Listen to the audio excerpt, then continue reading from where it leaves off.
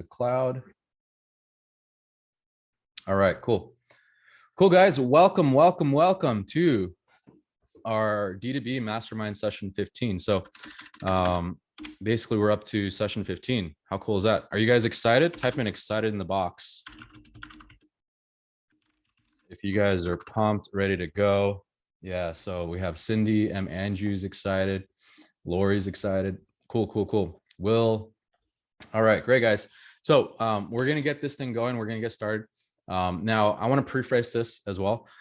This particular video I'm going to be putting on YouTube. This is kind of like a little demo of what being part of the VanyoSoft community is all about. And so we are launching our Buck Buck NFTs. And so Buck Buck NFTs, the utility there is VanyoSoft. And so that's pretty much what we're going to be doing here is I'm going to be launching this video on YouTube. So if you guys are kind of seeing me like go over some of the similar stuff that we've gone through before, it's because of that. And so I want to let you know that this is a preface to it. So last week we went over you know how I basically made money with NFTs. This week there's some really exciting news because this week, as you guys know and have heard, we actually just finished our NFT research section here. So the NFT research is basically all about you know, NFT tokens, ERC 721. And how many of you guys have actually logged into this and checked it out? Type in a 1 in the box if you guys have seen this, 2 in the box if you're still haven't logged in yet, haven't checked it out yet. This is pretty much new. I mean, it's been here for like, I would say the past like week or so. We just got it up like this past week and we're constantly improving it. So if you saw the very first demo video, we didn't have holders and also the logos weren't in here. So now it's like you can see the progress week by week and we're moving pretty fast on the progress here. And so we're also going to be adding number minted and also number available in inventory. So you're going to see like if the NFT is like currently minting stage or if it's fully minted and how many holders there are, right?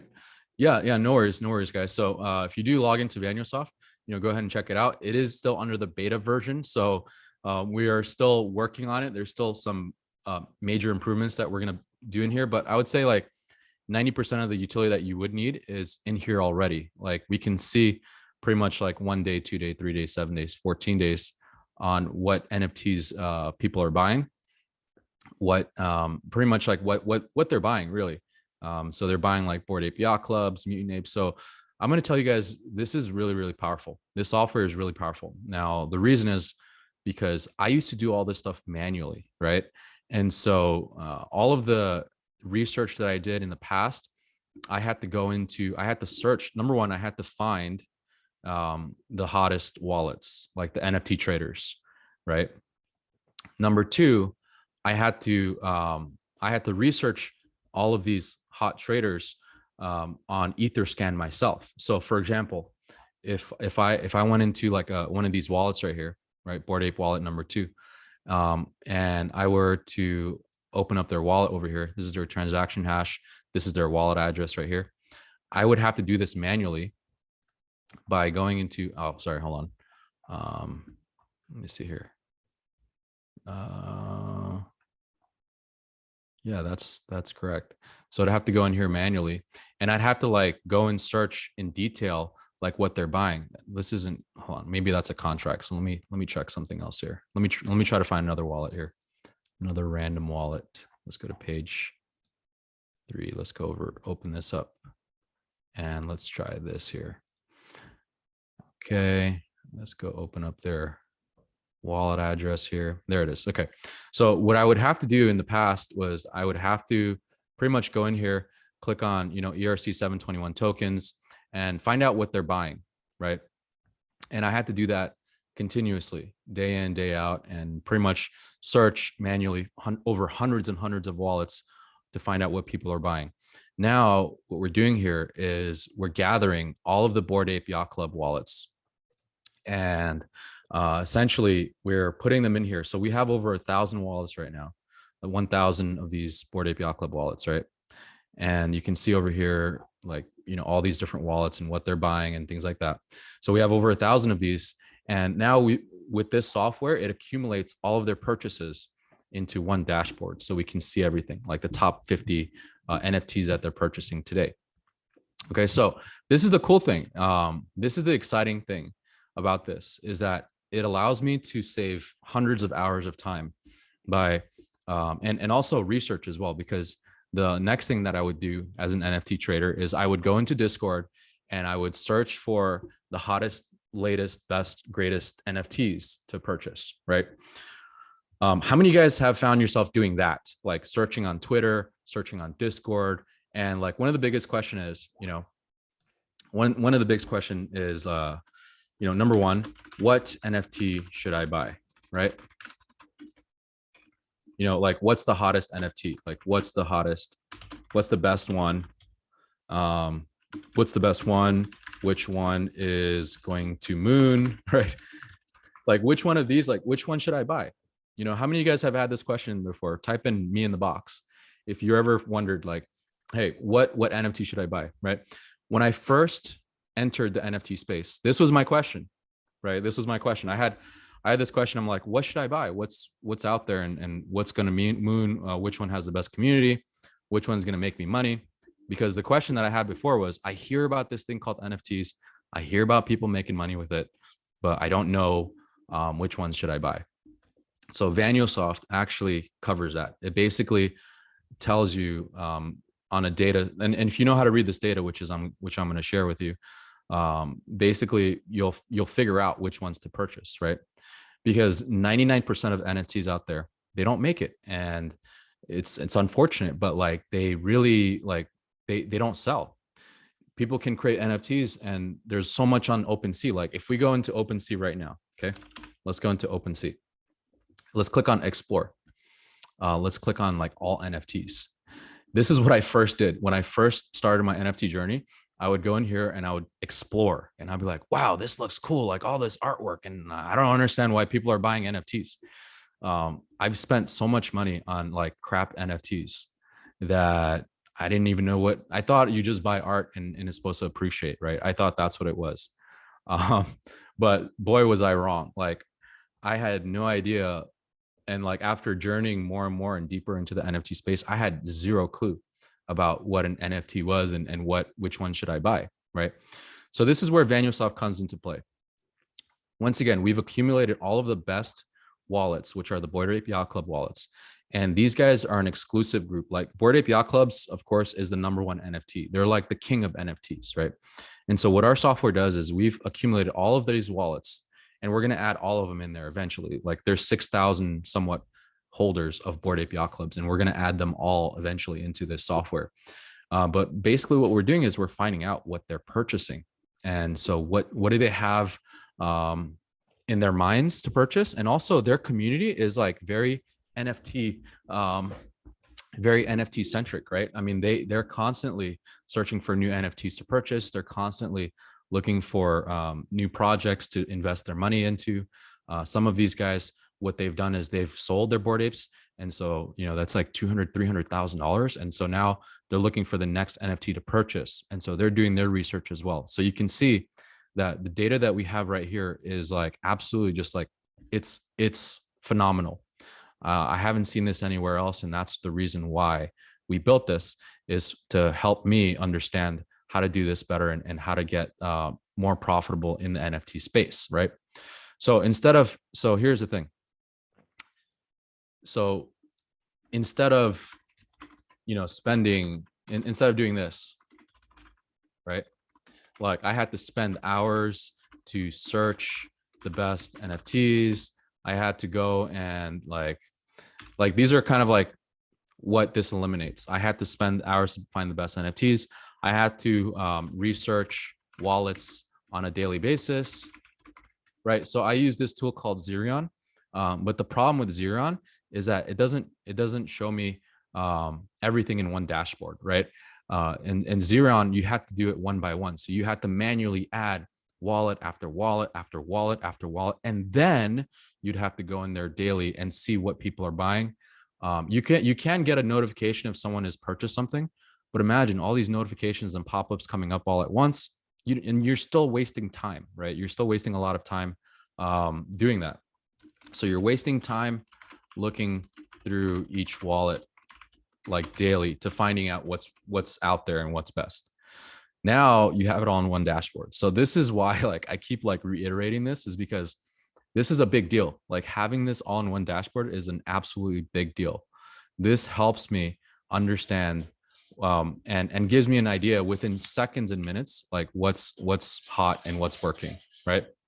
So let's go into VanyoSoft here, and I want to go into basically some of these NFTs that we have right here. So let's go and take a look at, like, for example, this is what happened today so far. So today, in the past 24 hours, these Bored Ape Yacht Club wallets, these 1000s wallets here, have been buying these NFTs. Now they've also been selling these NFTs as well. So a good indicator of like why you should look at buying and selling. Selling is so that if you bought an NFT, right? The next question, okay, this is the next question, is when do I sell my NFTs, right? When is a good time to sell? How many of you guys have had this question before in the past? Type in a 5 in the box if you've had this question in your mind and you're asking yourself, when do I sell my NFTs? Like, now that I have my NFTs, the next question is, when do I sell it? A lot of times people buy NFTs, like myself when I first started, and I was like, okay, I bought this for like 0.1 ETH.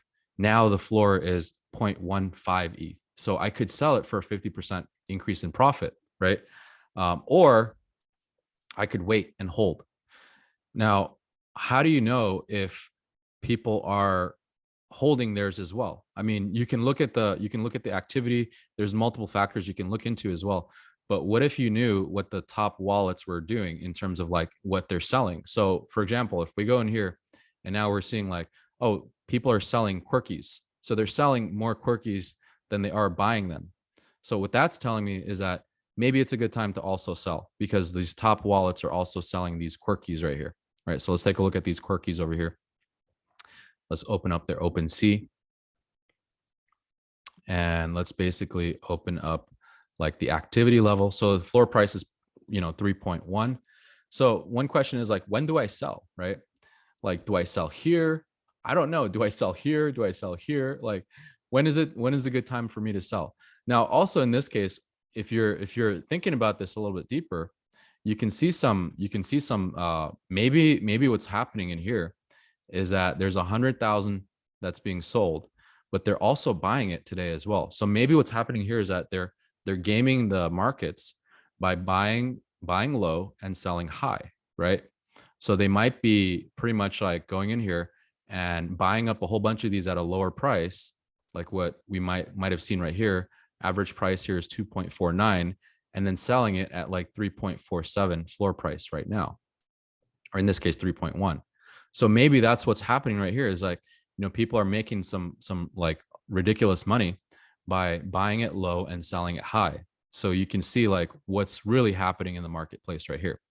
So would that be a good strategy? It could, right? I mean, it could be a good strategy if you can find out what the lowest price of these would be and what the highest price would be. So for example, if you bought this at 3.1 ETH, right? But previously the floor price could be anywhere from like 3.4 to like, let's say 6.1 at the highest over here, like last week, right? Or let's say 3.5 and things like that. It could go down to 2 as well. But let's say this thing is like starting to pick up. And so now you can pretty much like arbitrage the 3.1 ETH sale and sell it for, 3.4, 3.5. So maybe that's what they're doing over here. Who knows? But you just have to put 2 and 2 together and see what's happening here, right? Okay, so let's see how this works. So when we're looking into NFTs that we want to purchase, we want to go into here and think about, like, first thing is we're seeing the number of holders. So the number of holders is a good indicator if the project has sold out. If Bored Apes are buying a project early, then you're going to most likely see that the holder count is really, really low, like this one right here. Or let's say another one would be, let's say this one right here, holder count is really low, right?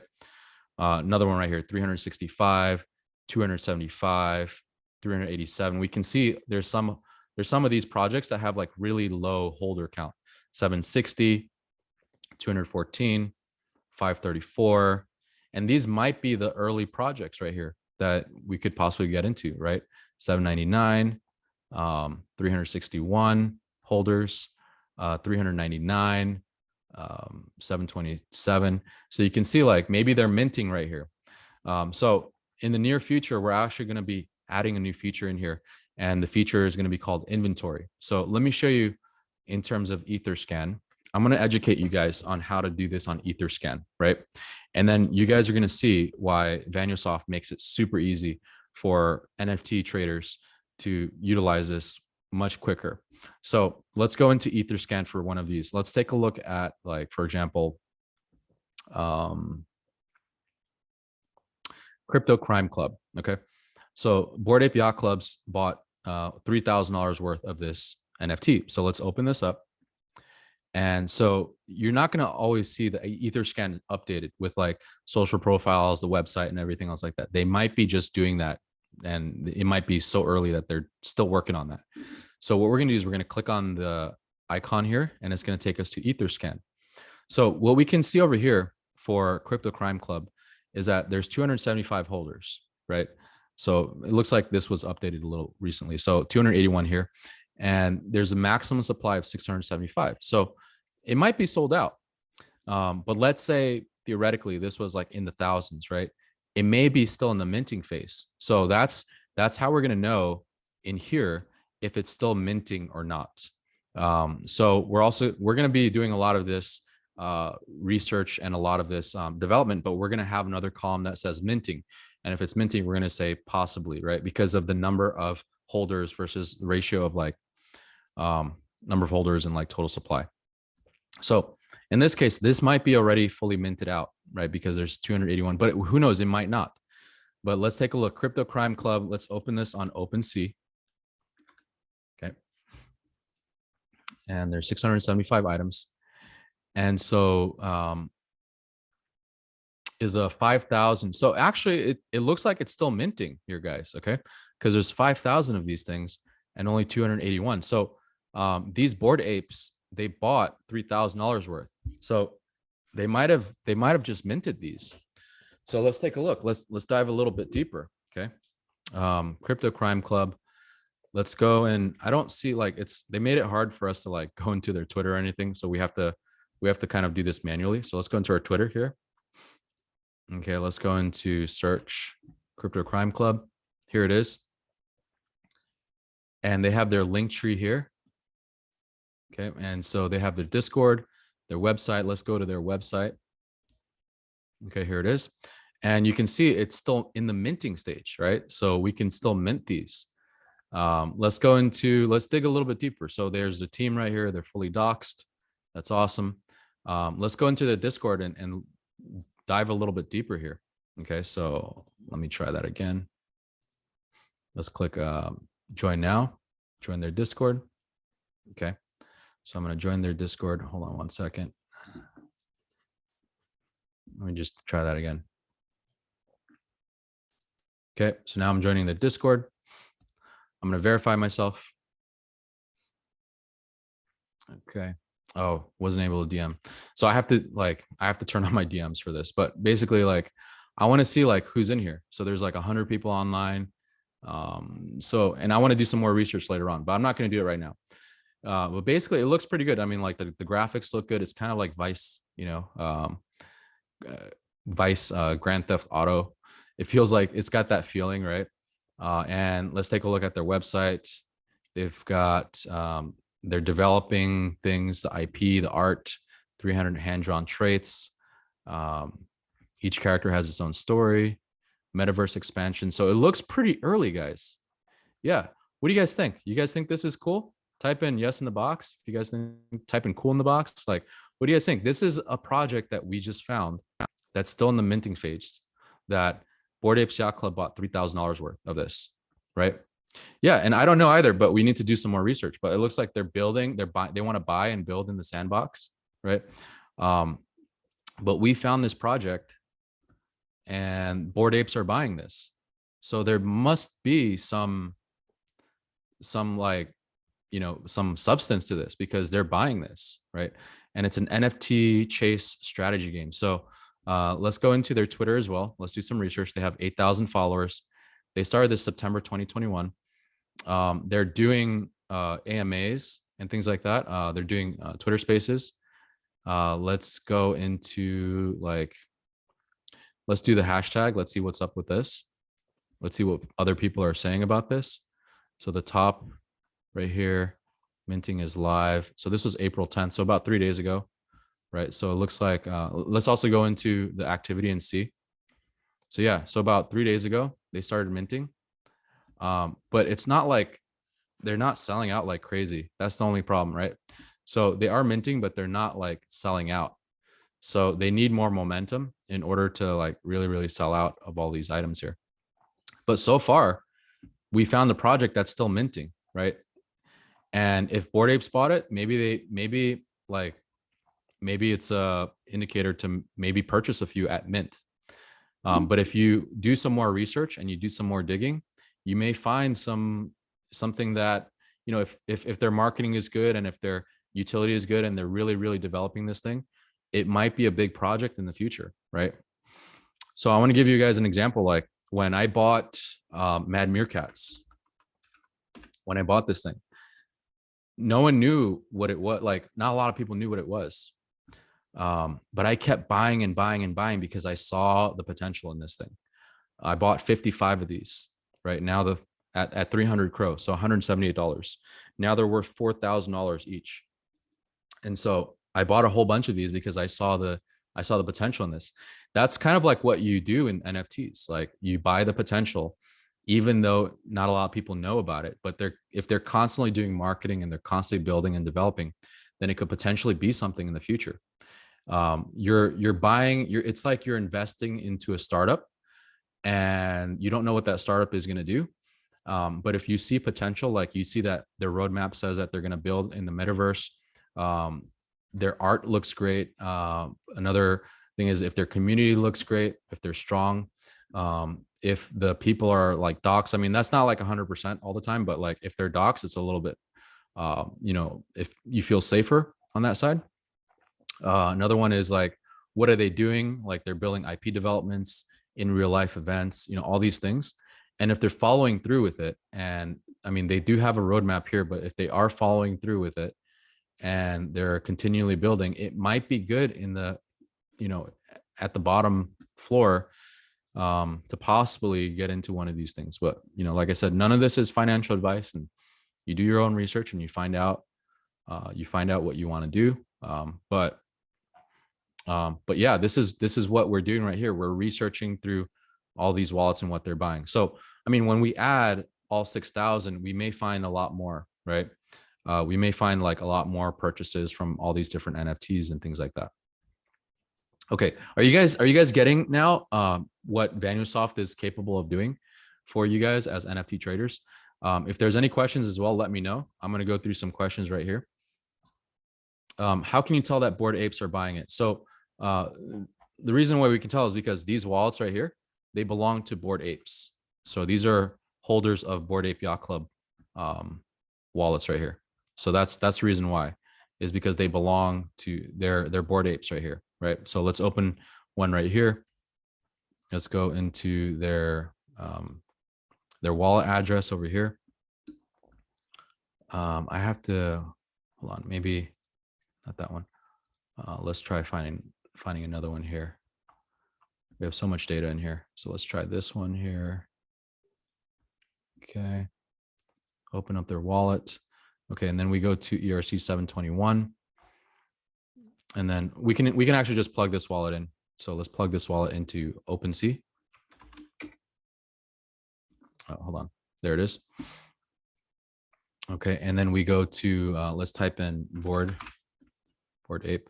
So you can see that this person holds this one and this one right here. So that's the reason, like all of these wallets here, they hold Bored Ape Yacht Club, and they're worth, $300,000 each.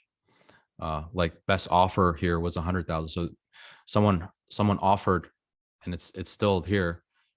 expiration in 2 hours. So someone offered $300,000 for this. So and these guys are also buying other NFTs, as we can see here, right? So what we're doing here is we're basically taking all this data and putting it inside of VanyaSoft so we can see what they bought. So we can go to recently sold, and you can see these are the tokens and NFTs that they're buying. So an NFT is actually a token, but these are what they're buying right here, right? What they're recently buying. So all of this data right here is gathered over thousands upon thousands of wallets, hundreds and hundreds in this case. We're going to have thousands upon thousands, and then shown in this here, what they're buying. You guys see that? You guys see it now? Like we're basically doing that, right? We're finding out what these guys are buying and putting it all in here. Type a boom in the box, guys, if you guys are seeing it right now. Like hopefully like this finally clicked, because it's kind of hard to understand it at first. I would say this is kind of like the stuff that we're doing right here is like kind of like in the medium difficulty. It's not the easiest, but it's designed for NFT traders. It's not designed for like beginners that don't know what they're doing and just going in here, right? It's designed for like, if you're like, even for beginners, like for beginners to start to learn what NFTs to buy, what this will do for beginners is that this will actually help beginners increase their chances of winning in the NFT space, because a lot of times beginners are just buying random NFTs and they don't know why. They're just buying it because they think the artwork is cool. But there's a lot more to it. Like there's utility, there's community. And so if a board, and one of the indicators for an NFT is if a Bored Ape Yacht Club holder is buying that NFT, right? That's one of the biggest indicators. And there are software out there that shows you how many Bored Apes have bought, how many top blue chip NFT holders have bought this NFT project. In this case, let's say Crypto Crime Club, right? Things like that. So that's what this thing does. Okay, another question is, is the software available? It's available for VanyaSoft holders. So if you're a VanyaSoft holder, you can just log in and access this here. It's going to be available so it's not out in the public anymore, but it's going to be available for Buck Buck NFT holders. So we're launching on May 1st. So that's the next time you can actually access this. So hopefully that answered your question there, Santosh. Okay. And Soren. Okay. Manny, what is an average time frame that a good project would mint out in the current environment? So a good question. So let's take a look at this one right here. It all depends on the marketing, right? So if there's a lot of marketing, then it's going to mint out pretty quickly. If it was more of like a fair launch or something like that, where they just launched it and just to get people in, and now it's starting to get more, more and more attention. What we can also do here is we can look into their, let's go back into Crypto Crime Club, right? Let's go back, Crypto Crime Club. Oh, here it is. So what we can do is we can take a look at the activity and we can see how many mints are happening on the hour over here. But actually, sorry, these are not mints. These are purchases on OpenSea. What we need to do is we need to go into the contract. So one way to do that is you can go into VanyaSoft. You can click on Crypto Crime Club. Click on this so you can go to their contract. Okay. And then you can see transfers. So these are how many of these NFTs are being minted. So if you see null address, that means that it's being minted right now. And then if you see like something where there's a from address, means that it's either being transferred or like someone bought it, right? And so this is what this looks like right here. But if it's like from a null address, that means it's going from the contract over to someone else's wallet right here. So these are the people that are buying it. And then this is the contract right here that's minting it. So in the past, like for example, in the past 2 hours, we can see like 2 hours ago, people have been minting these things. So this is a good indicator right here to see how many of these are gonna, like how quickly are they selling out. So that's, hopefully that answered your question, like the time frame wise, right? Now with Mad Meerkats, for example, or other NFTs that I purchased, if I see that this thing is like going like every minute, every second, then I know that it's probably like I got to hurry up because it's going to be fully minted. By the time it's fully minted, the floor price could go up. And if more people are joining and they're seeing the project and there's more marketing to this thing, then the floor price could definitely go up. So in this case, like strategy wise, like I could get in now and secure a spot, or I can get in later because, you know, there's still a lot here. There's still like 5,000 of them, or who knows, like I've seen projects overnight, like literally overnight, go from like these ranges, and then thousands upon thousands of them have been minted out. So who knows what could happen here. But another thing you want to do is you want to look at other NFT projects and compare it to this one. If this NFT project is looking good and it's looking like other projects in the past, then it might be a good time to just get in and just to hold on to it and wait for the marketing to increase, right? So hopefully that helped answer some of those questions. How do they know they're doing good marketing? So a good indicator is, once again, how many of these have been minted out on a daily basis. So I'll give you another example, right? One of my apocalyptic apes, that's one of my NFTs, apocalyptic apes. I bought like a bunch of those. I think I bought like 10 of them I forgot one. Like I forgot what it was. I think it was like 10 or like 8 or something like that, but it was a lot. I bought a lot. So apocalyptic apes took like, I think it took like 2 weeks to fully mint out. Bored Ape Yacht Clubs, I believe, if I remember right, I believe they took about 2 weeks to fully mint out. Bored Ape Yacht Clubs. Let's Google it. Okay. How long did it take for Bored Ape Yacht Club to sell out? Launched in April. Oh, okay. Actually, 12 hours. Wow. So 12 hours. They were sold for $190 each. That's crazy, guys. That's insane. They're worth $300,000 now. They sold out in let's see. I think about like almost 2 years or something like that. But now they're 300K. So so basically like these guys here, Apocalyptic Apes, I think if I remember right, the mint price was like 0.07. I bought a whole bunch of these and it rose all the way up to 1 ETH at one point, right? So let's go to all time and let's take a look. So it took a while for this thing to really get going, but then it went all the way up to like 1.5 ETH. The floor price was about like 1 ETH. I remember that. And that's because like a celebrity jumped on board and they were buying this.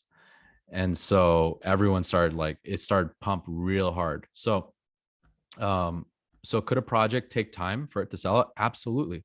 Absolutely. From what I'm seeing right here, Crypto Crime Club, you know, almost 1/5 have been sold out, because it's 5,000 of them and like almost 1/5 have been fully sold out. So that's what you're looking for, is you're looking for momentum right here. So you can also refresh this and you can see, you know, when the last transfers happened over here. So this was the last mint right here, was about 18 minutes ago. So they are selling, you know, on a daily basis, like just within past 24 hours, we can see, I believe this is like 50 over here, 50 transactions. But yeah, they are selling. Okay, let me see if there's any other questions.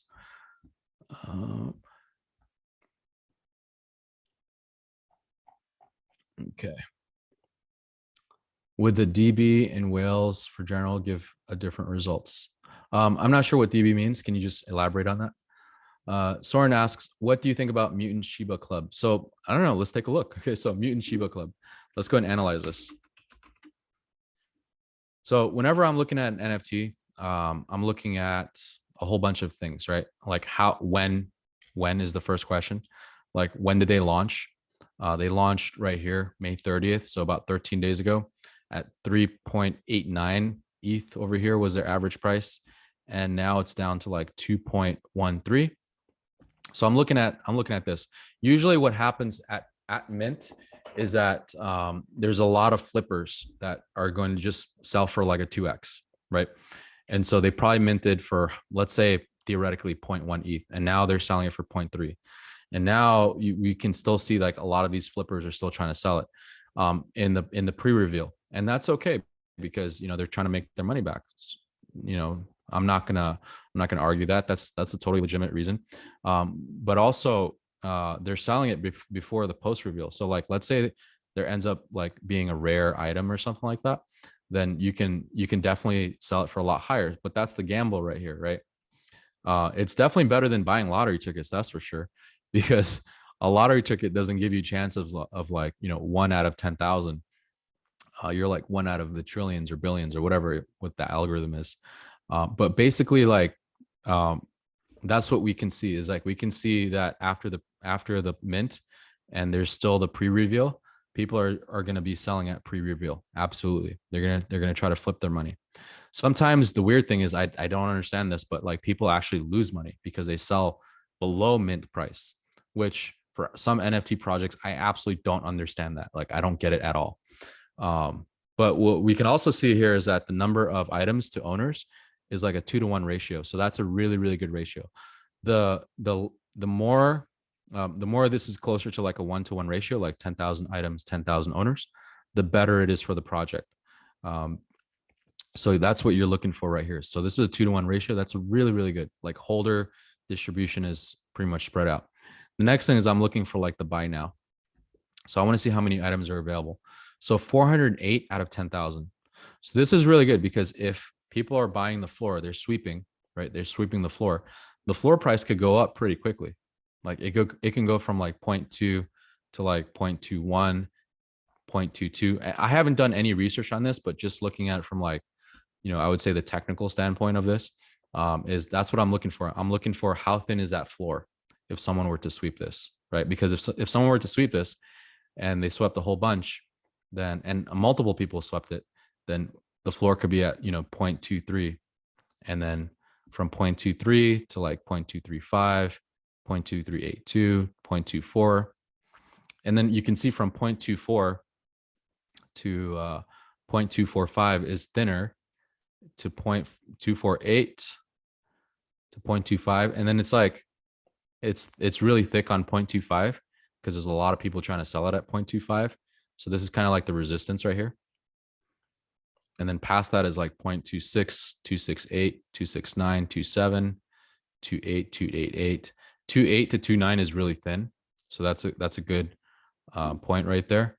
But you can see it's I mean, in terms of like just the 0.2s to like the back to like 0.3, there's a lot of people here. There's a lot of people trying to sell it. And so there's a lot of resistance over here. So could the price go down even further based on what I'm seeing in terms of resistance? It could, but you'd have to watch this if you want to get in at like a cheaper price point. Looking at what's happening in the charts right here, it's looking like it's going downwards. Well, actually it went up a little bit because we saw that it went as low as like 0.17 or 0.15 actually.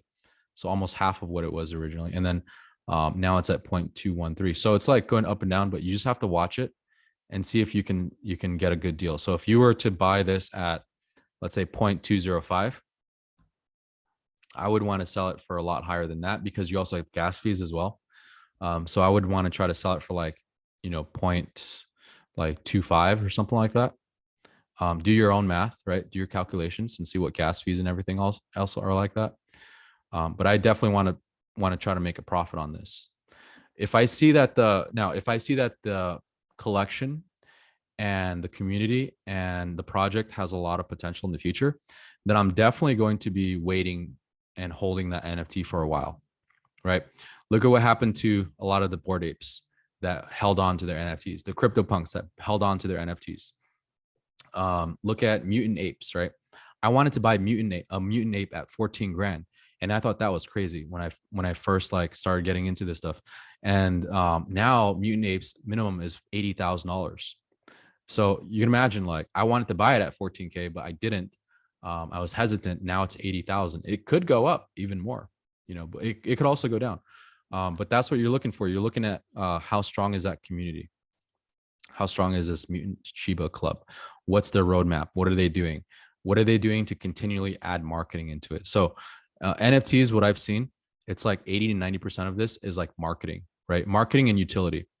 If there's utility that's going to help people out, then that's going to do well. Like Meerkats took a long time. I think it took like almost like a week to fully mint out. I remember because I kept buying every single day. I kept buying more and more every single day.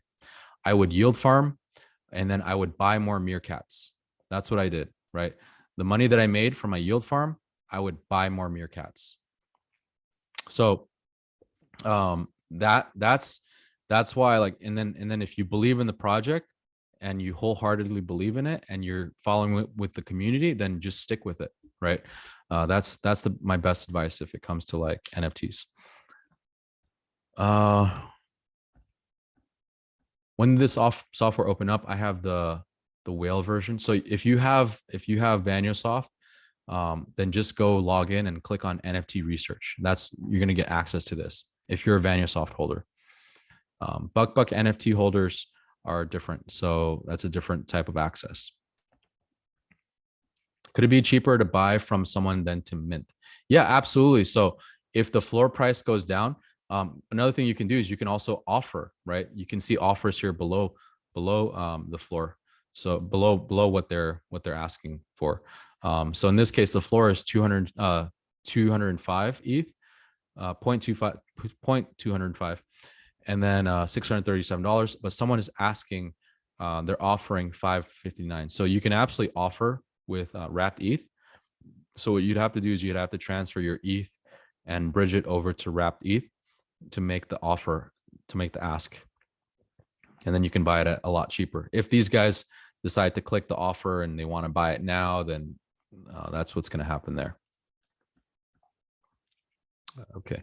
Database. Oh, would using the other database in Vanyosoft for the whales give a different result than using Bored Apes only? Yeah. So let me explain here. So this token research database is just for tokens. It's just for like tokens, right? And I've seen in the crypto community, it's kind of like there's a division. So the biggest division is tokens, like people that buy, Shiba Inu, Dogecoin, and that's how they make their money, is they flip tokens. And then the other division is like NFTs, people just buying NFTs. And then there's like a very small percentage of people that do both. I tend to happen to do both, and more. Like I do yield nodes, I do farms, I do NFTs, tokens, all of that stuff, software projects. So it's quite hard to keep up with everything. So it's either like people are doing tokens or flipping tokens, or they're flipping NFTs. And so now we're just getting into the NFT side of things with this, and that's what we're developing right here. Okay, cool. Any questions so far, guys, about this NFT research? What else do you want to know about NFTs and things like that? Put them in the chat box.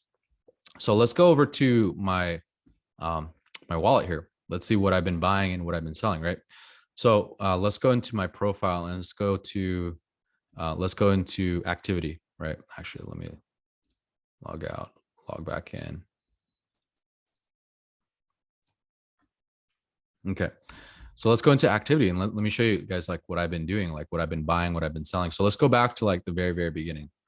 Okay, I'll give you guys an idea, and I have multiple wallets, but this is like, I would say, one of my wallets for NFTs. So let's go back all the way down to when I first started transactions on this particular wallet. And you can see there's a lot. And I'll give you guys like some of my mindsets and some of the ideas that I've had when I first started all this, with NFTs. So in this 5 months ago, I had bought an NFT called Zombie Punks, right? And this is stuff that you want to avoid. You absolutely want to avoid if you are buying NFTs. So let's type in here, let's say what to avoid when buying NFTs. The first thing is community. You want to find out if that community is a strong community.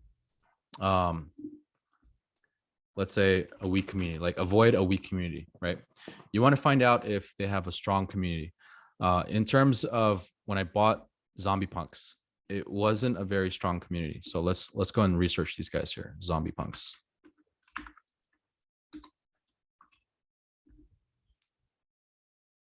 And there was so many of them in here. I believe it was,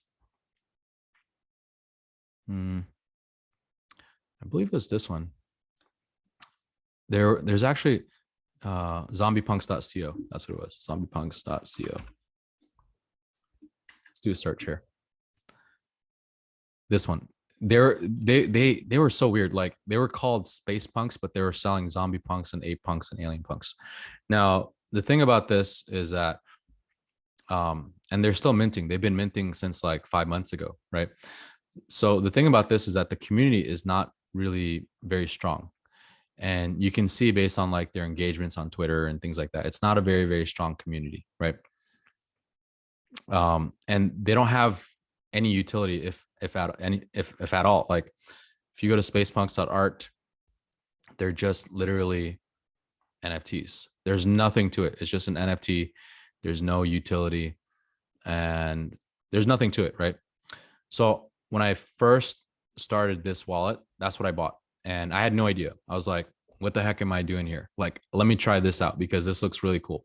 Zombie Punks looks awesome, right? So I bought some of these. Ended up not doing anything. This is not worth anything. Same thing with CryptoPunk, Neon CryptoPunk. I found someone's wallet. I was doing some wallet research. I found that they were buying this and it did nothing for me, right? Ape Kids Club was a good purchase for me. Ape Kids Club. So I made money with this thing. Ape Kids Club had a strong community. They had basically a whole bunch of like every single time. It was very difficult to get a whitelist because the momentum was just crazy. But Ape Kids Club did very, very well. And basically like this one right here was like one of my first like NFT like profits, right? With Ape Kids Club. This one did really well because of the community and because of how much marketing they did, right? So let's go move forward. Apocalyptic Apes. So 1, 2, 3, 4, 5. Okay, 6, 7. So I bought 7 of these. So Apocalyptic Apes, and you can see null addressed to me. So these were mints, right? So I minted these Apocalyptic Apes. These were really good. So, but the thing is with these, it took a long time for them to fully mint out. So it took them 2 weeks to fully mint out. But what I saw with this project, and the reason why I bought it was I saw a lot of potential with it.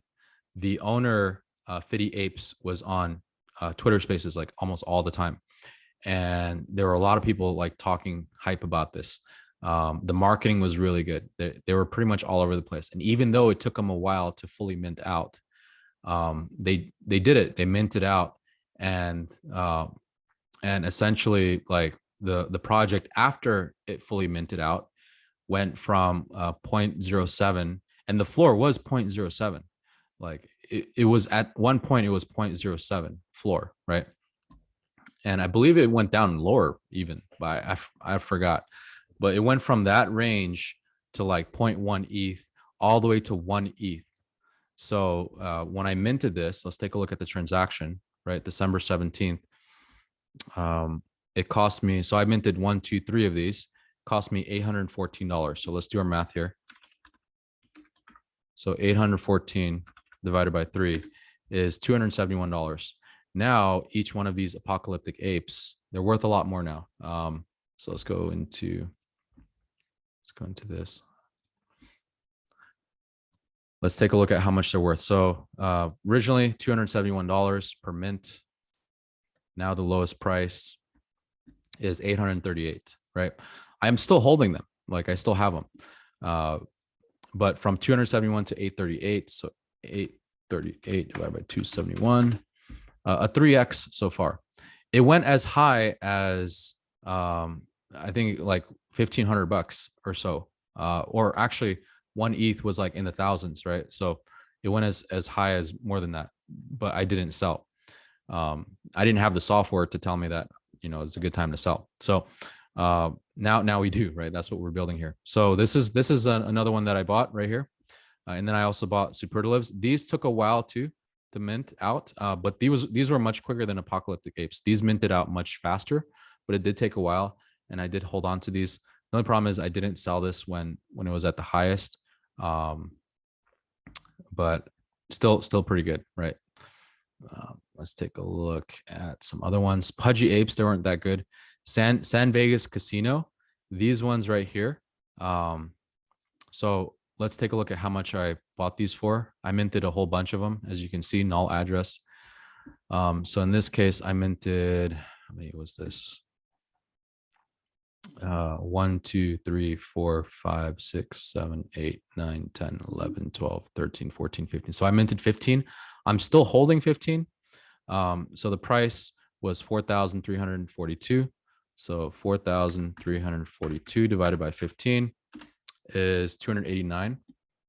So 289 per one of these. And now they're worth, let's take a look at the floor price here. Oh, actually, they're having an error with this here. But the floor price is about like $900. So they emailed OpenSea and they're looking into why this thing kind of disappeared here.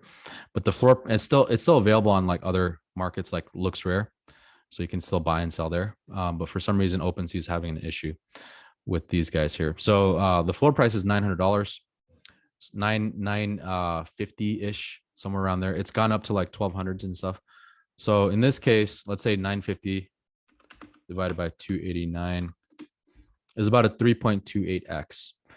Now, the reason why I'm holding these is because there's a utility, right? So in this case, they're building a casino in Decentraland, and you can see they've already like made some buildings and stuff like that. And they're going to be launching in August, to my understanding, their casino. And then 50% of all profits from the casino is distributed to the holders. So I have 15 out of let's do some math here. In this case, like 15 out of 11,111 divided by 15. Actually, sorry, 15 divided by 11111 multiplied by 100. So I'm holding 0.135%, right? So let's say profits is $1 million times $1 million. Let's say $2 million, and then the profit was $1 million times 0.00135. Yeah, that's right. So I'd make like $1,300 if the profit was $1 million. So, so that's kind of cool, and that's what I like about NFTs. I like the idea of passive income and things like that. I'll show you guys another one NFT that did really well for me in terms of like passive income. Some of you guys have seen it. Type in the box what you guys think it is. I know some of you guys have seen it in the chat, but if you guys are paying attention, type in the box which one, and I'll explain why I bought that NFT and more reasonings to it. But I love the idea of passive income, right, for NFTs. So this one right here is kind of a longer hold, because I bought this, and then basically they were like, okay, well, it's going to take us up until August to build it, because there's a lot of development in progress, and I just held on to it the entire time, and still worth it because it's still up by a lot of money. So if I needed the money, I could sell it. But if I'm not in a rush and I don't need the money right away, and I see the potential in this thing, I'm going to hold on to it, right? And that's kind of the mentality of the NFT traders. If you're either going to buy more NFTs, like you see another opportunity where you can 3x, 5x, 10x your money real quickly by buying a minted project, and you've done some research on there, then that's what you would do. But if it's something that you're not like, you don't need the money right away, then I wouldn't really bother with it. Like, that's why I'm holding these here. Okay, so San Vegas is pretty good. And then Bad Face Bots, this one, I actually, I bought a bunch of these because I missed the mint.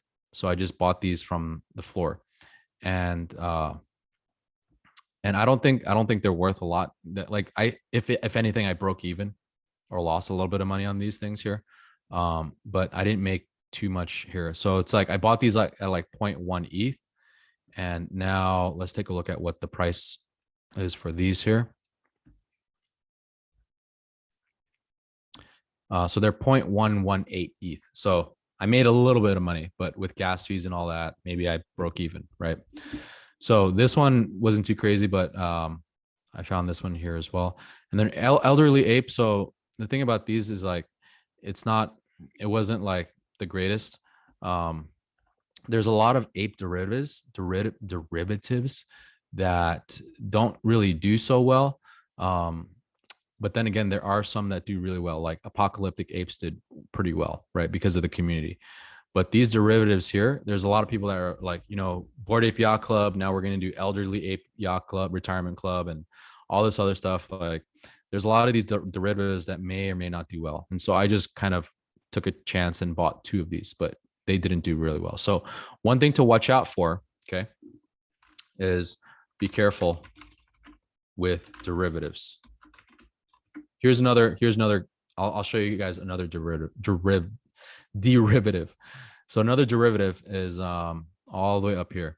Okay, so let's go all the way up to Kevin's. Okay, Kevin. So Kevin Punks. So this is a derivative off of CryptoPunks. So these were going like crazy. The floor was like 1 ETH, right?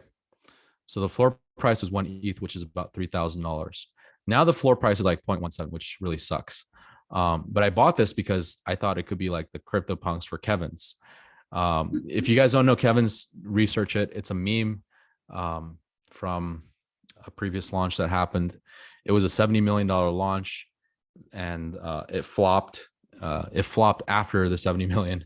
But basically it was like big news. But these Kevin Punks came out, and I bought them because they were at 1 ETH, and I saw the floor price keep going up. So I bought one at 1 ETH, and now it's worth 0.17. So this is not very good. So I lost a lot of money on this. I bought mine for $3,400, and now it's worth $528. So it was not worth the purchase, right? So I lost money on that one. So one thing to be careful with is be careful with derivatives. They may flop, right? They may flop hard. They can do well in the beginning, but people start to sell them off. Okay. We'll talk more about that later in the future, but like another one was like V3 Punks. This was a derivative, right? And I'll get to that here in a second, but let's go and just finish off what I had here. So elderlies, Bitcongs. So initially, so the reason why I bought a bunch of these, I bought a crap ton, like a lot, like more than I should have, right? I bought, I forgot how many, like 55 of these things, maybe 100. I don't know, but it was a lot. I bought a lot of these. And maybe I bought 100. I think I bought 100. But I bought a bunch of these things because I saw how awesome the community was, right? The community was like really, really strong. But the problem is it could be strong in the very beginning. So here's another thing to avoid, right? Avoid strong buildup and weak follow through. Okay. So avoid NFTs that have a really strong buildup. This had a really strong buildup. Like this was a free mint. So that means that anyone can buy this without just paying for gas. Same thing with CryptoPunks. CryptoPunks, when they first came out, was a free mint project.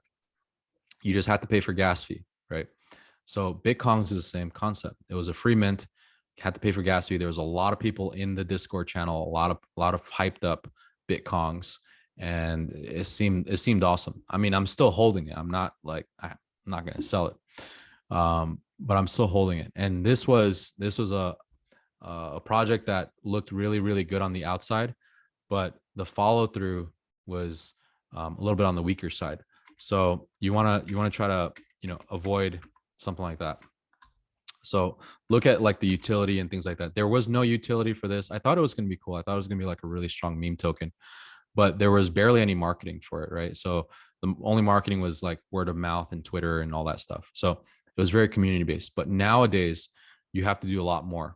You can't just be like CryptoPunks where there's barely any marketing and the community marketed that. You have to do a lot more as the NFT owner. You have to do the marketing. You got to spend the money. You got to be the marketer. You got to spend on ads. You got to spend on, influencers. You got to do all those things because the NFT space is evolving. And so if you're not doing that and you're seeing a project that's not spending money, hard cash on marketing, then it's a project that, you know, you may want to stay away from. The projects that are constantly building, like for example, ValueSoft, we spent a lot of money on that software. We spent a lot before we were even launching it as an NFT. So we haven't even like, you know, before we even launched it, like we spent a lot of money building it. Right. And so, and we're constantly spending more money developing it and making it better and better over time, because we use it. I use it to make, to find NFTs to purchase, to find tokens to purchase. You guys are using it. And so basically like it's built with a lot of utility for actual real case use, right? If you find a project that doesn't have utility or has a really weak follow through or has a weak roadmap, and that roadmap says we're just a meme token, or we're just like a meme NFT and just buy it because it's so funny, and there's no marketing behind this, like, you know, that's something to avoid. Are you guys getting value out of this? Type in value in the chat box if you guys are like learning a lot from this. Let me know, guys. Let me know if you have any questions as well.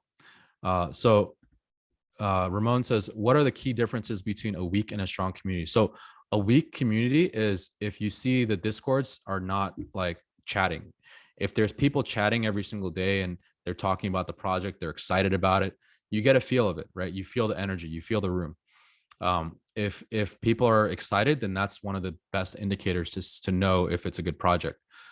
If another indicator is how strong are the sales. If the sales are coming in fast and there's a lot of marketing, there's a lot of people coming in every day, then that's an indicator of that it's a good NFT, right? It's a good project.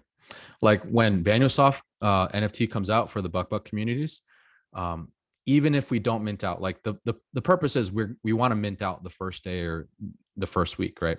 But even if we don't mint out, we still plan on putting big budgets into it. Like all the money that we're getting from it, we're going to put a portion of that into marketing as well. So we're constantly like, we're spending a lot of money on marketing right now. And so if you guys check our Discord, we're constantly getting new people every single day into the channel, right? And so new people equals new marketing equals more people buying the NFTs equals higher floor price. And so that's what we plan on doing. We plan on continually doing marketing even after the fact. And we plan on doing it for years and years because we have a big roadmap for it. We're going to be launching version 2. We're going to be launching version 3. And also the people that are holding will be able to claim for free, like what happened with Mad Meerkat Treehouse. They'll be able to claim as well. So there's a lot of cool things that we're doing. They'll be able to claim version 2 as well. So as the NFT software is updated with more options, would it be possible to have a field for type of token, Crow, ETH? Yeah, absolutely. So right now in the software, it's only ETH. Okay, so the software side is only ETH. We're gonna have other tokens like, so this is what it's gonna look like. So the software side is only Ethereum NFTs. Later on, we're gonna have Kronos NFTs. We're gonna have Binance. We're gonna have Solana. We're gonna have all these different chains out there for token research as well. AVAX. We're gonna have all those different NFTs in here, NFT projects in here as well. But for now, it's just Ethereum because Ethereum is the biggest right now for NFTs, and it's like where the big heavy hitters are at right now. Okay, so that's in the works. So you guys have to understand, like, there's so much more to come to this thing. So just be prepared. Like, we're gonna be doing a lot of awesome things with this.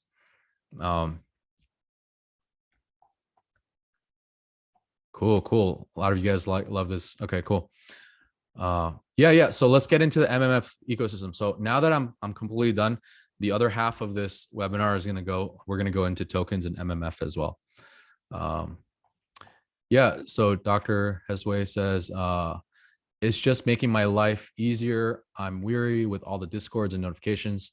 I have a life other than businesses. Yeah, absolutely. And so do I, like, I also run a business as well. And that's fully automated right now. I have my COO running the entire show, and I'm able to focus on this for now. So yeah, absolutely. So let's go into what the other projects that we're working on. Okay. All right, cool. So let's go through MMF. So as you guys know, basically in our mastermind, we do more than just NFTs. We go and talk about other projects. We talk about yield farming, nodes. We talk about everything in the crypto space and what's going to make us money, right? So let's go ahead and all of this. Let me actually see if we need any of this here. We don't need any of this. I'm actually just going to open this up and open this up here. Okay, cool. Let's do that. Close this out. Perfect. So let's talk about the MMF ecosystem and what's been happening. So you guys know, you guys know in the Discord, we're pretty big on Chronos, and we're pretty big on what's happening in that space and all that stuff. So I'm going to pull up my other charts here. So let's take a look at Bitcoin first, right? Let's see what happened with Bitcoin. So Bitcoin tumbled pretty hard. So from like the 47s, and like I mentioned, when we pass 45, that's when all hell breaks loose, and that's what happened right here, right? So we passed 45, we are right here, and then it passed that, and then it just all hell broke loose, and it just started dumping and dumping and dumping even more, and now we're at like 40s. Now 45 was a crucial place here, and I think what happened here was the inflation numbers came out, and it ended up being like 8.5%, which is pretty high, which is really, really high. And I think these guys knew about those numbers before it even came out. And so that's why I think that's why Bitcoin started dumping before the numbers came out. And I've been seeing this kind of like this trend, like multiple times over and over again, is that before the inflation numbers come out and before the Feds talk about it and, things like that, you can either see it go dump or pump, before it even happens. And so that's kind of an indicator, an early indicator. So the next time, that's an early indicator when to get out, when it starts to dump past a certain level. In this case, I mentioned to you guys in the Discord, past 45. How many of you guys sold and cashed out past 45? How many of you guys didn't? Type in 1 in the box if you sold, cashed out, 2 in the box if you didn't.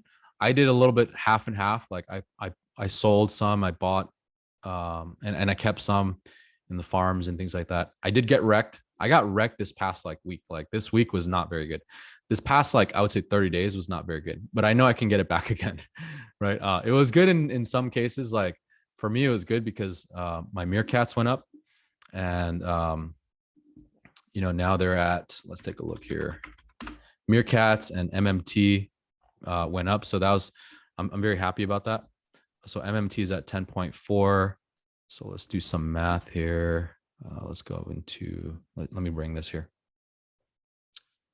Let me bring this out. So, and just to give you an idea here, also, like if you guys are looking at, you got to do your math. You got to do your math when it comes to doing your NFTs. So I have 5 MMTs times 10,400. I have 5 of those. It was a good month. It was a good past 30 days for NFTs for me, but it was a bad 30 days for my yield farms. So 98.30. So I have 20 of these times 98.30. And then also Crow Skull was doing really well as well. So Crow Skull is at 1.6. So I have 35 times 1,600. So let's take a look at how much Chronos that is. What's the next good project on Chronos? In my opinion, I think it's Crow Skulls. Like if you want my honest opinion, I think it's Crow Skulls. 10,400. So this is 52K. 2,000. So this was a really good month for me. For this. So 196,000.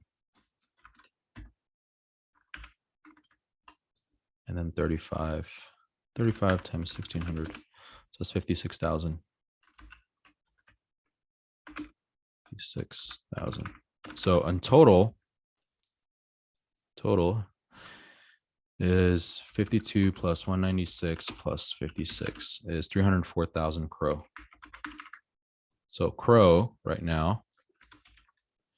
And I'm holding these. And the reason why I'm holding this is because I I know that there's going to be another big bull run before it might be a crash before a big bull run. So in this case, it's what was it? 304,000 times 0.4188. So I'm holding about 127K in Kronos NFTs. So that's pretty good. Let's take a look in individually. So 0.418. So 52 times 0.418 is 21.7K here. 7K. This one here is 186 times 0.418. 82,000. Yeah, so 82,000. 82K here. And then 56 times 0.418 is 23K here. Okay, so let's take a look at the purchases, right? So I bought Mad Meerkats, 50 of those at, it was about $178. I remember that number, 178 times 55. So I bought $10,000 worth. So now in 5 months, $10,000 worth of Mad Meerkats is worth 82,000. I've sold a bunch as well. I've sold about 8,000. So, you know, I've made my initial investment back. So when it comes to like the mindset of, you know, mentality, mindset for NFTs. And here's like kind of like good practice for this, right? Is number one, try to get to house money. Okay, so I got to house money. So spent, in this case, Mad Meerkats, spent 9K and sold about 8K. So if I go into Crow Skulls, the crazy thing is like knowing what I know now, I'm like, man, I should have held, but I played my cards right. Okay. So you guys have to also understand that in crypto, everything is a risk. This whole thing is a risk.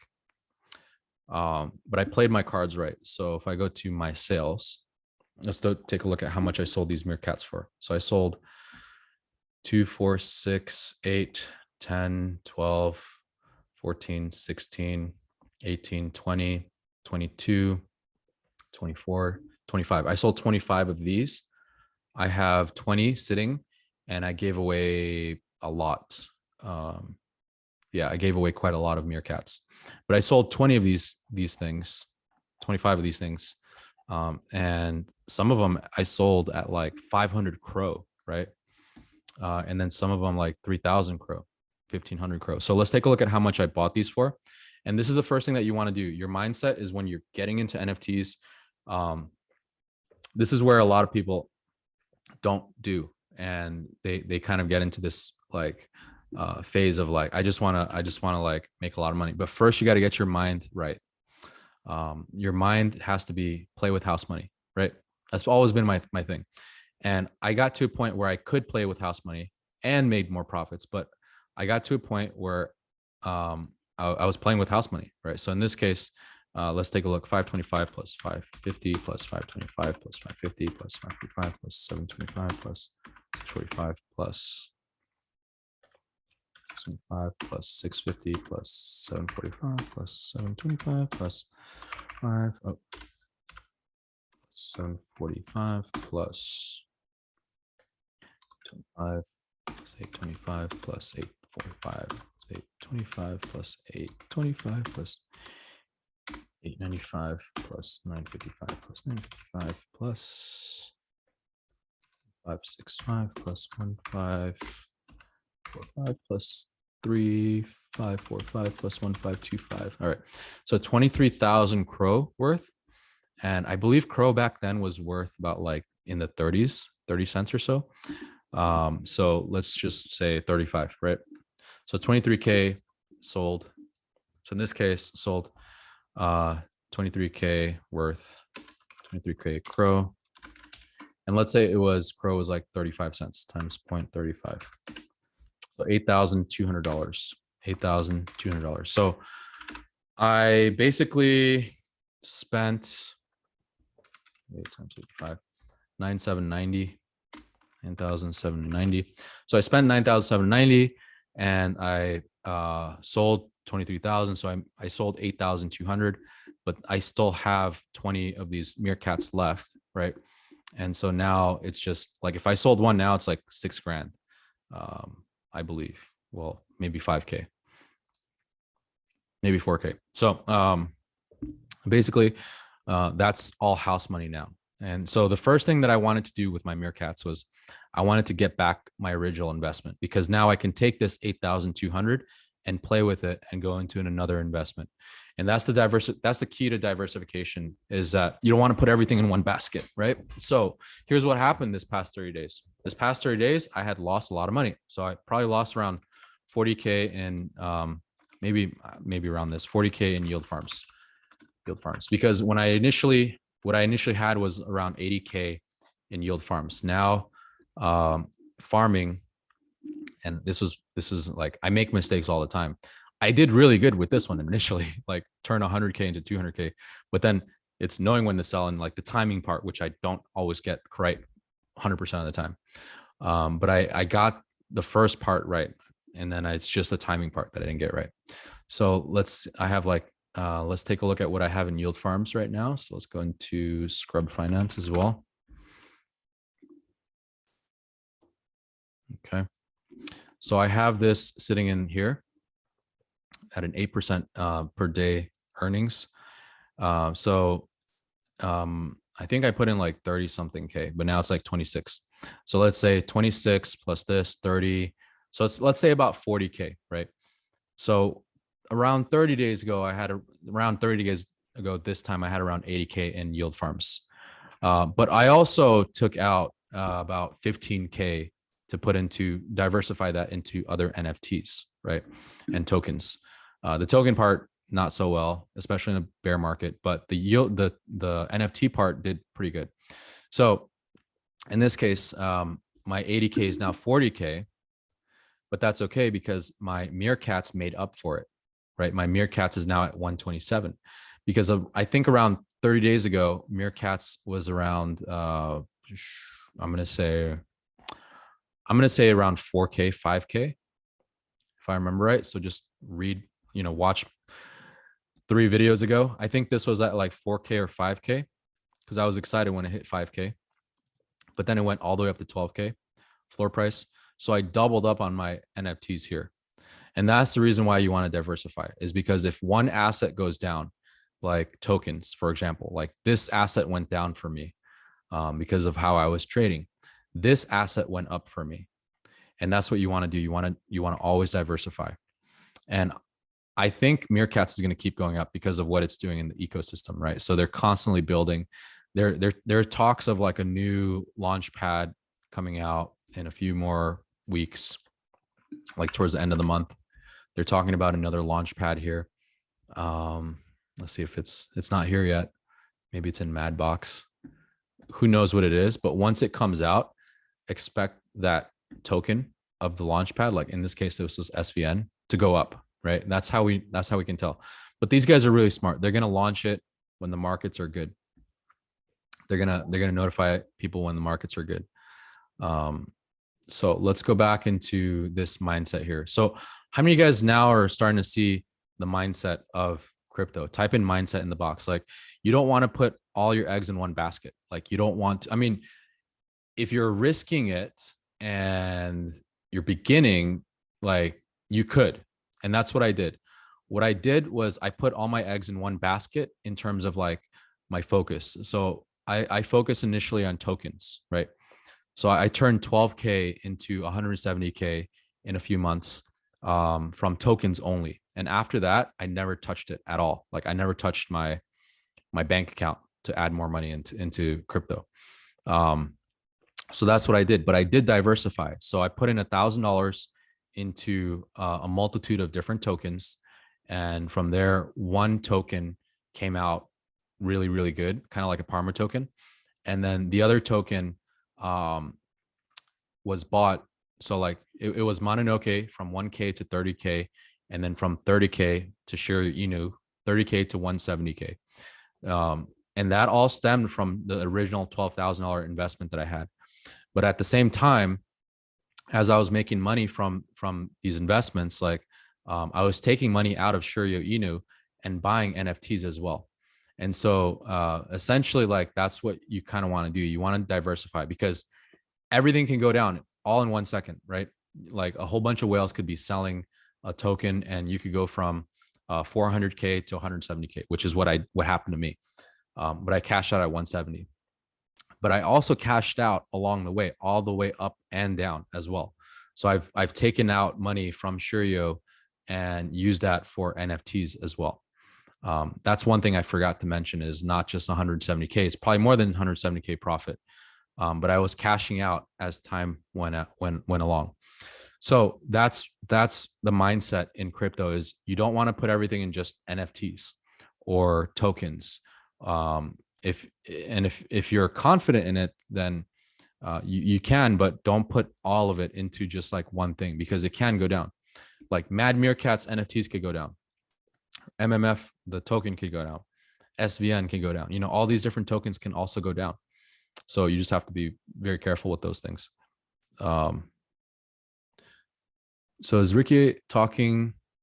Is Ricky that is talking on ecom trading? We need help on that side too. So we need, yeah. I mean, we also do ecom. Like I came from ecom as well. I think Ricky is going to be working on like an ecom thing in the space. But what we're doing right now is just crypto with what we have going on here. Okay, so let's talk about the MMF ecosystem so far. So Bitcoin has been pretty much going up and down. It looks like it's on a reversal right now because we can see that it just passed the 4 hour. So if you guys remembered in my previous video in the 4 hours, I talk about trading on the 4 hour and how you can win like 80% of the time trading on the 4 hour. And so it's doing well on the 4 hour. So I'm not going to touch it right now. Like I wanted to take out my yields over here from Lion, but I'm just not going to touch it. I'm just going to sit on it. And this is, like I said, about like a day and a half of earnings here. So I'm just going to sit on this and see what happens as Bitcoin has just passed the 4 hour. If we go to 1 hour, let's take a look. So it's looking really good. It's looking like it's trying to test this support zone here, but it's looking really good in terms of like the MACD lines here. There's more buying than there is selling. So I'm going to wait here. I think it's going to be a good day today from what I'm seeing so far. Now I'm looking at this, but I'm also looking at like the other tokens. Like this one here is the Tiger token, which is what I'm farming right now, or I'm actually farming Lion, but Tiger is the one that I put in the yield farms. The Lion token, not going to lie, actually, like now that I'm looking at it, it's looking like it's curling up because of the pink bars. It's doing that upside down triangle. It's looking like it's going to go back up again, but it may take some time. It may take like a few hours. Right now, it looks pretty terrible on the 4 hour, but on the 1 hour, it's looking like it could go back up again from what it's curling up here. So I'm going to wait on it. And so here's the thing. If this thing goes down like 8%, it's going to make it up because I'm earning 8% in here anyway. So it's kind of like making it up based on this. So I'm going to wait until this thing goes back up again. And then my selling position would be right around here, like 41 to like 48. This is where I'm going to sell. This is where I'm looking to sell right here. So I'm 41 to 48. So I'm going to basically take out my lines over here at 41, 48. So let's say it goes to, let's say 45. So I have 149 Lion tokens here times $45. It'll be at $6,700. And by that time, I'm also earning in epochs as well. So in this case, I'm earning about 2.7%. So 26,272 times 0.0272. I'm earning about $714 every 6 hours. So about $100 an hour. And so that's going to show up in here in about 2.5 hours from now. And hopefully by then, if my predictions are correct and this is doing what it's doing here, we should be able to see a lot higher appreciation for the token at, these ranges here. So that's my goal right there. Could it go down? It's looking like it could. I mean, it passed the previous low right here of 31. It's at $30. but also you could see what happened during this point right here when it did do that the last time, and it did you see the pink bars right here. It's starting to do the upside down triangle. Like this is an upside down triangle. It looks like it may do something like that soon. So that's why I'm waiting. So because imagine like selling over here, $32, and then it could have went up to like $47. So I just have to be a little patient. And yeah, this might have taken like 1 or 2 days, but that's like thousands of dollars that I could be making in between here. So I'm just going to wait until this thing starts to settle down. The big reason is because it looks like Bitcoin is reversing. Okay, that's the reason why I'm holding on to this, because it looks like Bitcoin is on a reversal. And you see the green bars, like this big green bar right here, surpass the little one right here. So it looks like it's starting to do a reversal right here. Like if you zoom out, it's looking like this, right? It's looking like kind of like what happened like right here ish. It went up, down again, and then it just like from here, it started doing the bigger bars and then just started going back up again from like 38 to like 47K. Right. So that's my reasoning of why I'm holding on to this, even though this looks like crap right now, because I'm still yielding money from here. I'm still in SPS. Yeah, I'm still in it. It's not going to lie. It's probably like one of my worst moves. It was my best move in the launch, but I didn't know when to sell, because this was when I took 100K, 109K, turned it into 200K in just 2 days. So it was a great move, but my mistake was I was too quick on moving it from the other one to the other one, and people were dumping like crazy, and it was just super volatile. That's why I said in the mastermind before, like if you're not, if you're, it may look good, it may look like in the where those hours I was making a lot of money, like $5 grand, $6 grand an hour plus the appreciation of the token. But if you're not experienced with this, it can drop like what it just did, right? And so I lost a lot of money on that. So I went from 200K to 150, and then from 150, just like I was like, okay, this is it. I think it's gonna stabilize. But it was so volatile, it just kept going down and down and down and down. And so I could have cashed out at 150. I could have cashed out at 120. I could have cashed out at 80. Now I'm like sitting at like 40, right? So, but I know I can make that back. It's just the volatility of it. And like I said, I was willing to lose it all because there was also a big upside to it, but also the markets were dumping as well. So there's like a bunch of different factors. So if you're not experienced with it, like I would not recommend doing a launch with a lot of money. Just try it out with a little bit, and don't spend too crazy. Something that you're not willing to lose. Don't spend anything you're not willing to lose. Okay, so that's what I'm looking at right now. So Tiger and Lion, they're looking pretty good right now. It's yielding. So that's pretty much what I'm doing right now. Is I'm yield farming Lion in Scrub Finance, and I'm also yield farming Pegasus, which is this one. This one used to be like 25,000. Now it's like 7,000. So I'm just waiting on this one here to see if this thing is gonna do anything. Right now, it's not looking very good. So I don't know. I'm still hopeful. I'm still hopeful that I could, like this something happened here. I don't know what this was, but my investment of let's say 8K right here would have been at this point, let's see, 2,000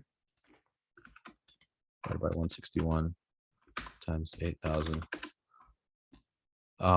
This would have been crazy. I would have been at like 100K over here, but I was asleep. So my $8,000 would have been like 100K up here when it did 22,000, but then it did like a sharp pump and dump. I think this was like one of those pump and dumps that people did in one of those groups. But if I was awake for this, I would have definitely cashed out. But yeah, this one I'm just kind of waiting and seeing what's going to happen over here with SPES. But they're like, based on their roadmap and what they're doing, they're kind of doing what Mad Meerkats is doing, where they're creating like yield farms, and they're creating like staking, and they're creating a launch pad and all that stuff. So I'm kind of hopeful because it sounds like they're doing a lot of great things. So I'm just waiting on this one.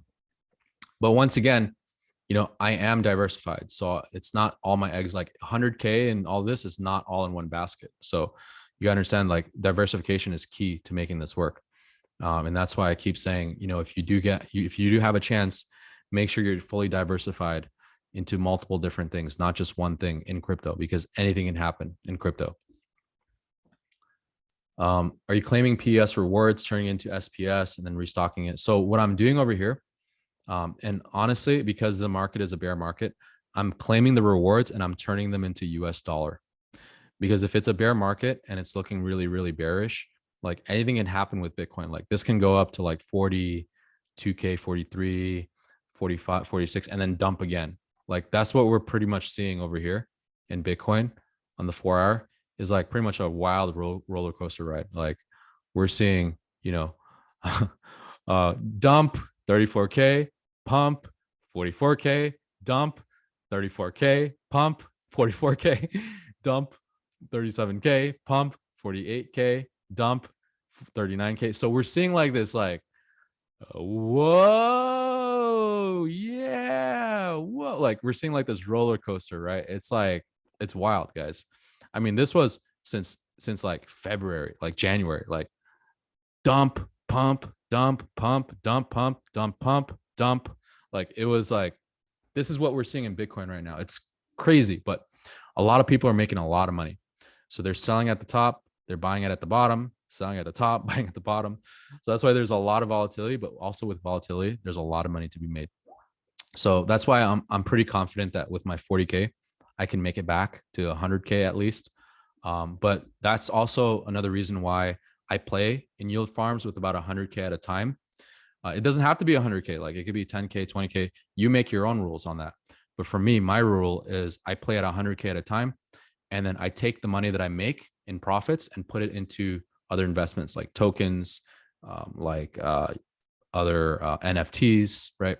And that's why I've been able to grow my portfolio over time, like 30 days at a time. Like if you look at month to month, my portfolio has been growing month to month steadily, because it's diversified in NFTs, in like yield farms, in like different projects, and just multiple different things. And that's kind of what you want to do. You want to do that play. Otherwise, you could do what I did and just put everything in one basket and, you know, lose $1.6 million in the stock market. So I learned a really, really hard lesson out of that. And that's diversification always wins. If you put everything in one basket, you may have your high times, but there's also a low time. And in anything crypto or stocks, there's like high moments, and then there's like a really low moments. But it's what you do in the low moments that will predict your future, right? So what your fate is gonna be later on. Okay. Any other questions, guys? Any other questions so far? What we have here? So yeah, I'm still holding on to this. Watching Bitcoin, Mad Token. It's really good. Like Mad Token, I think is going to be like amazing in the future. I've been calling it since $3. I've been buying Mad Token since $3. But I think Mad Token is going to be like, so if you guys have been looking into the ecosystem with Mad Meerkats, let's go into their Discord here. Let me pull it up. Okay. So Mad Meerkats, a while back, they had talked about a Medium article. They put out a Medium article. And this is the reason why I think Mad Meerkats, the actual NFT, is going to be worth a lot of money, even more than it is now. And this is not financial advice at all, right? This is my own opinion. But I think that Mad Meerkats token is going to, like the NFT. Where is it? Where is this thing? I'm trying to find their Medium article. Twitter. They had a Medium article here. Give me 1 second, guys. But okay, here we go. Right here. Not this one, but the other one. So I believe that Mad Meerkats, the actual NFT, is going to be way bigger than MMT Treehouse. Right now, it's like MM Treehouse is bigger than Mad Meerkats just because supply and demand. There's not enough supply. But I think Mad Meerkats is going to be like Bored Ape Yacht Club, right? In the future. Here's the reason why.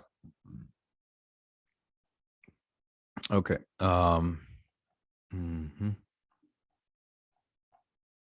Let's go over to right here. Okay. This is where it gets pretty crazy. Hold on, not this one. Where is this? It's talking about, and it's not out yet, but they're working on it. Come on.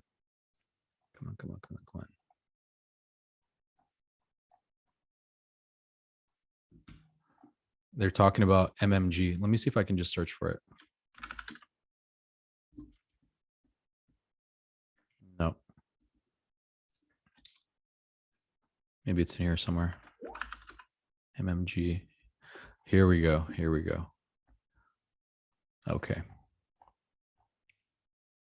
There it is. Yeah, that was it. Okay. Underneath Mad, part 2. So there's a part 1, which I have to find that part 1 here. Let me see let's just go to part 2. Okay. So basically, Mad token, why Mad token, I think is going to be worth a lot of money in the future, because Mad token is going to be the utility for MMG. So how does Mad and MMG work, right? So Mad, the tokenomics for this is, there's like 4 million tokens, yada, yada. MMG. Okay. So MMG, there's going to be an unlimited supply of MMG. This is Mad Meerkat Gold. And so this is the token that Mad Meerkat owners, NFT owners, are going to receive. Now, even if you don't own a Mad Meerkat, that's okay, because what you can learn from this is that when they do launch this token, this is when it's going to go crazy, right? Because MMG is the ecosystem for the actual Mad Meerkat NFTs. So when Mad Meerkat came out, these NFTs came out. Originally, these NFTs were just there just for a staking, just for yield farm staking. Like you can increase your yield farms. That's all it did. That's all it was. Until now, until they saw what happened with MMT, and they want to do the same thing with Mad Meerkats, which is now MMG, Mad Meerkat Gold. So this is crazy wild. Like type in like wild in the box if you guys are just like, or excited, if you guys are like super excited for this, because you saw what happened to the Mad Meerkat, the Mad token, right? Mad token was 30 cents. It went from 30 cents to $14. But of course, 30 cents was only a limited supply, like 300,000. But it went from $3. It went from $3 to as high as almost $30, like $25, right? This is absolutely wild. So you can imagine what can happen when MMG token comes out. Can you guys piece it together? Like whenever something like this comes out, like it's like people are going to sell. So this is what happens like almost all the time at launch, right? So at launch this is what the chart's going to look like. It's going to look like absolute crap. Like no one's going to want it. Hold on. Let me see if I can do this. Okay. And this is on the 15-minute, right? So it's going to look like absolute crap. Like this is what the chart looks like. Right. Initially, like it went up, it pumped to like $8, and then it dumped as low as like $2.91. It pumped again, and then it dumped back here. And I was buying this thing at $3 because I saw the potential for this. I was like, I wanted to get as much $3 Mad token as I can. We can possibly see the same thing with MMG as with other launches. It pumps really hard, people are selling, it dumps, and then it stabilizes as like a certain point here. But the market cap before was like around 14 million. Now it's at 107. So over 10x, right? Almost 10x. So and this thing just kept pumping all along, kept pumping, kept doing this thing. And then it just like went wild like this. This is what can happen with like when this thing comes out, because Mad Meerkat, there's more Mad Meerkats than there are MMTs. So let me see here where it was. Oh, I'm on the wrong article. So distribution, Mad will be distributed in a fair launch style. There'll be no launch pad for Mad. This will benefit holders of MMT. All other projects who have joined. Yeah, so this is correct. So Mad token already came out. And then here's the fun part. So MMG can be earned when users participate in battling in MMA. I don't know what that is, mixed martial arts, I don't know. But when a battle concludes, the winner will earn an amount of MMG scaled against the level of opponent they just fought. This ensures that the rewards are commensurate with the difficulty of the fights you encounter. Alternatively, users can lock their MMG into the sanctuary to both protect their capital and to earn interest. So you can stake, just like what's happening with MAD tokens, you can stake MMG tokens as well. But you earn MMG as you're battling your NFTs. Okay, so here's how it works. So whenever a user loses a battle, if they lose against an NPC, so a non-playing character, they will lose 5% of all MMG that they're holding in their wallet. That's insane. That's wild. Wow. So if you battle your NFT and you lose, you're going to lose 5% of all the tokens in your wallet. So if you have $100,000, you just lost $5,000 right there, right? And this is the wildest thing. The 5% will be burnt. Can you guys tell me why? This is insane. Whenever this happens, whenever a burn happens, right, those tokens are no longer in circulation. But then again, it is an unlimited supply. But those tokens are no longer in circulation, so it increases the price, right? If a user loses a battle, like temporarily increases the price until more tokens are minted.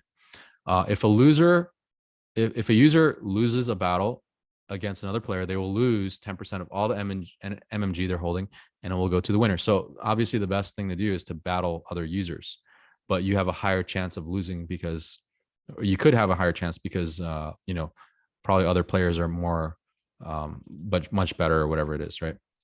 Set of mechanics to ensure that users learn to pick their fights and to reward users who are able to strategically pick their fights. So this is going to be like a strategy type game. Think about like all the strategy games out there. It's very addictive, right? So it's going to be like, it's going to be an addictive thing to play this game. If you're afraid to lose your MMG, you can also stake your MMG into the bank and earn an extra interest of 0.3 APR daily. So that's pretty cool, almost 1%. Every time you perform a deposit into your sanctuary, you'll be locked up for 24 hours before you can withdraw any of your MMG. But in return, all the MMG deposit will be safe when you choose to battle it out. So this is pretty cool. So you can either like stake your MMG, or you can battle and risk it, you know, and make more. You could be like making 10% every single time you battle. So the better you get at the game, the more money you can make with your MMG tokens. So how much is MMG? I don't know. Could it be $1? Could it be $10? Could it be $100? Who knows? Who knows what MMG tokens would look like? And then basically the token utility, the MAD token is used as a premium currency, and like pay attention to this, guys, as a premium currency in the game. You will need MAD token to purchase MAD sacks that provides you with a chance to get rare equipment to power up your Meerkat. So this is where MAD token comes into play. There are over 1,000 of these MAD Meerkats. 10,000 of these MAD Meerkats. And so what's going to happen here, you guys are seeing this? Here's two things that are going to happen. When MMG token comes out, more and more people are going to want to play the game.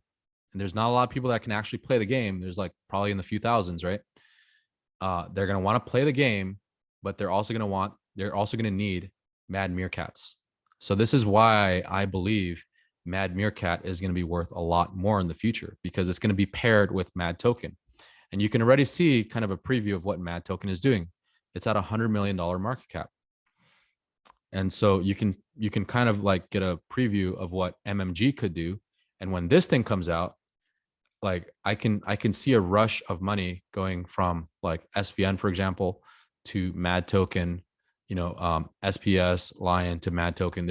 I could see that rush coming in, because this is like the newest, hottest, latest thing in the MAD Meerkat ecosystem. There you have it. Finalized tokenomics of MAD and MMG, right? So that's it. So this is, so let's actually read this part here. So that's MMG is used as a reward currency in the game. You get to earn from playing the game through MMG. To prevent overinflation and mass selling of MMG, the MMG token has multiple use cases. So so you need MMG to level up your characters, to improve your equipment, or to increase your earnings.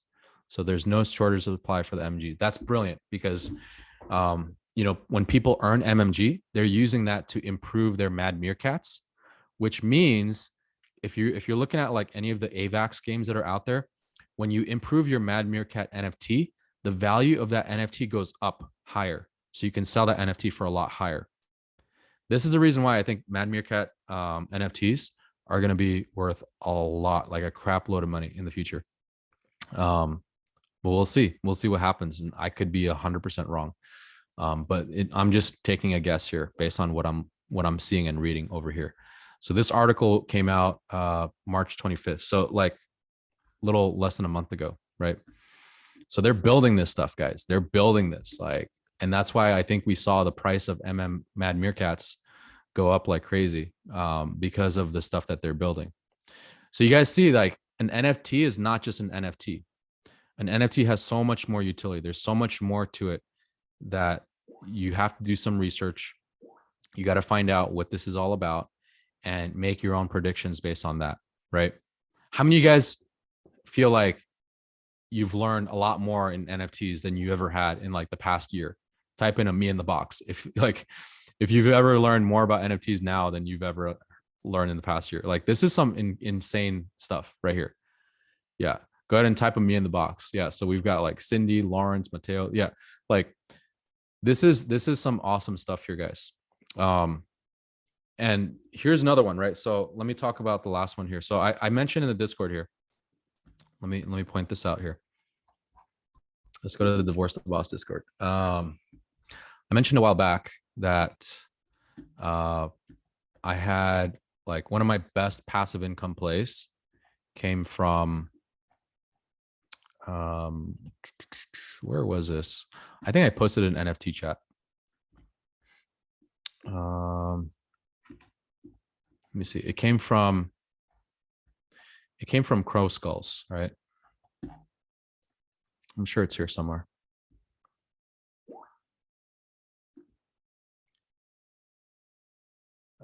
Almost there. Hold on. Almost there. Where was it? It's here somewhere. I might have to search for it. Oh, right here. All right, cool. So this took over a month of staking Crow Skulls. So basically, if you guys remember, like a few webinars ago, my Crow Skulls, I had staked. Let me see here. I think right here. So I bought these Crow Skulls 80 days ago. As you can see, it's probably a few more than 80. But then I staked it for 30 days. So I bought it for 80 days ago for, I think on average was like 220. So let's talk about 220. 35 times 220 Crow. So 7,000 Crow. Multiply that by, let's say, 0.35 cents per Crow. Almost like, I think I spent $3,800. If I remember right, it's like $3,800 or something like that, right? So now I just recently cashed out into USDC, 3,400 bucks. So this Grave token that I've accumulated, and I've cashed out 3,400 bucks, and now I still have Crow Skulls. So this is why I really like NFTs with passive income plays. So let's take a look at Grave token right now. Let's see what it's worth now. It's worth like 93 cents, but I'm earning Grave token. So I've already made my money back for my original. So I'm all house money. This is all house money right here. I've made my my money back, and now these NFTs are worth 23,000. So I initially spent 3,800. Now I've generated 3,400 from this, and the NFTs are worth 23,000, right? So I've made way over. So let's say 23, 26 because of the earnings, 26,000 divided by 3,800. So I've made a 6.8x on this already. Plus it's generating revenues every single day as I'm staking my Crow Skulls. And I don't think they're going away anytime soon. So this is the reason why when looking at NFT projects, look at their utility and look at longevity of it as well. And then look at forward thinking, look at the next things that they're doing. Like Crow Skulls, they're developing new tokens as well. They're constantly developing. Their community is always active. And so that's why I believe the next thing for this ecosystem is like Mad Meerkats is already expensive, but if you want something cheap, I believe Crow Skulls is going to be like the next thing, in my opinion, right? I don't know what just happened here. There it is. So, and the lowest right now, and also there's only 103 listings. So that means that the floor price could go up like a lot. Because 1500 to 1700 is just one sale. Like there's someone in here selling for 1500. But 1700 to like 2000 is like 1, 2, 3, 4, 7, 10. It's like 10 sales from 1700 to like 2000 Crow floor price. So only 10 of these need to be sold in order for this to be at 2000 floor price. And then you can sell it at 2000 floor price for each one of these, right? So that's why I think these guys are next, because of it's very similar to what they're doing with Mad Meerkats. They're not as fast as Mad Meerkats, but they're still working on it, right? So in a year from now, I think they're going to be worth a lot more than 1500. But anything can happen. Like you gotta constantly be on that community, like looking into it. But 3500 35 Chronos skulls that I have, they're generating me around maybe 3 to 4K a month passive income. If the token price goes up, then even more than that, right? If the NFTs go up, even more than that. So look into projects that have these things. If you go into other projects here, go ahead and research these other projects here and see if they have something similar to Mad Meerkat or Crow Skulls, and if it's early and if it's cheap, right? So some of these projects in Chronos are really, really cheap, like 295 Crow for these troopers. I need to look into that a little bit more. I've seen some good stuff about that. Meta Cyborgs. This one is a staking one as well. So 155. I think this is cheap, like cheaper than it was before. They need to have a graph here to show. But yeah, I think like you can see here, the floor was a lot more before, and now it's 155. But you can stake these to earn on ChronoSwap, right? So there's a lot of things that you can look into, but see if there's any type of passive income plays for some of these NFTs, because those are the ones that I've seen that has had the best success. Yeah, Cyborgs has crashed, so it might be a good opportunity to buy them, right? Because that's what happened with Crow Skulls as well. Like Crow Skulls, they were up by a lot, and then they crashed to like 200. Just because the people that had like 20 or 30 of them started selling them, and they wanted to just get out. They wanted to cash out, right? So when I see something like that, it could be a good opportunity here. I mean, these are 155, so that's like what 155 times 0.4188, $64 each, when they were usually like what 200, 300. Oh, actually, so if you go to lowest, let's take a look here. There might not be a lot at this price. So, 155, yeah, 155, 165, 169, 170. So the next floor is like 170.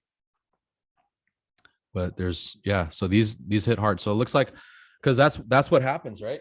If someone that has 100 of these, they decide to just cash out, they want to sell, they're gonna keep lowering the price. And then other people that are seeing the same thing, they're like, wait a minute, I want to sell too. So that's what we're seeing right here. So, but look into the utility of this. Like, I think this one here is like you do ChronoSwap. You do ChronoSwap staking. I haven't checked this in a while, actually. I haven't checked what I have in my yields here, but I know that, yeah, Cyborg right here, Meta Cyborgs, you can stake 5.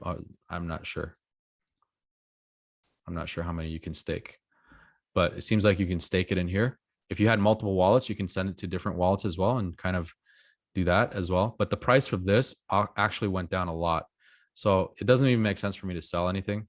I'm just going to keep farming.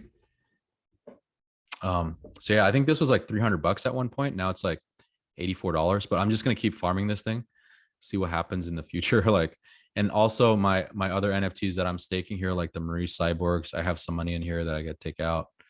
But also like the other ones here as well. Like, let me see here. The Chronos Eyes, Bushy Crow. I think I have some in here. I have a whole bunch in here. It's making some money, not a lot. But yeah, it's like maybe these projects may do something in the future. You just have to look into it. That's the reason why, crypto is divided. Either you're doing tokens or NFTs. And there's a very few percentage of people that are actually doing both. But I'm diversifying, so I'm doing both. I'm doing tokens and NFTs. Okay, wow, this thing is like dropping to like $29. So here's one thing that I might do. If it dropped past like a certain point right here, even though Bitcoin is killing it, like I might just cash out and sell this, wait until it drops even lower, and then buy it again. So that's what I'm thinking of doing right here, because this was at like almost, there was a point where this was like 5,000 something, right? So I'm losing out like $600 if I cash out now. But if it keeps going down, and if that's like the trajectory, and if there's no way for me to see that this can go back up again anytime soon, then I might just cash out right here. Look, another one, 39,000. So I have no idea what's happening here, but I have to look into this. So yeah, I might cash out, put this into US dollar, USDC, and then just wait from there, right? And see what happens. But I might do that. If it goes down even lower, then that might be a good opportunity for me to buy it at a cheaper discount while it goes back up again. But we'll see. But the risk mitigation here is that I am removing risk by taking this out now. And you never have a problem taking out cash and just sitting on it, right? It's when you just kind of like let it sit there and watch it go down. So, all right, cool. Cyborg swap token has dropped 75% in the last month. So there have been a bunch of NFTs selling off. Yeah. So that might be another reason, right? Maybe they're buying Meerkats. Who knows? Like maybe they're going from one ecosystem to another, right? Why is the Mad Meerkat floor price at 6.47 ETH?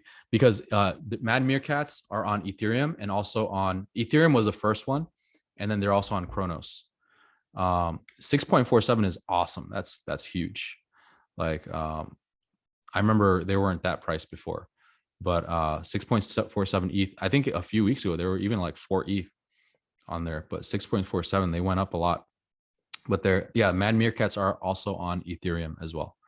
I'm not sure what they plan on doing with that, but definitely the ones in Cronos are doing well also. So yeah, cool guys. So I hope you guys learned a lot today. I hope you guys got a lot of value. And did they recently go on Ethereum? No. They were on Ethereum first, and then they were on Cronos. So before they minted on Cronos, they were already selling on Ethereum. So I think they did that as a test run, and so it did well. And then, but the main ones are on Cronos. So people that know Mad Meerkats are the ones that are on Cronos. Why is there a big difference in the price difference on the two platforms though? Just because they're just two different chains. So they're two different NFTs as well. So the Ethereum ones are different than the Cronos ones. So the Ethereum Mad Meerkats, oops, what the heck did I just do here? All right. So the Ethereum Mad Meerkats were the first ones, Mad Meerkat Burrow. I'm really surprised. That's a heavy price tag right there. 6.47 is like $20,000. That's insane.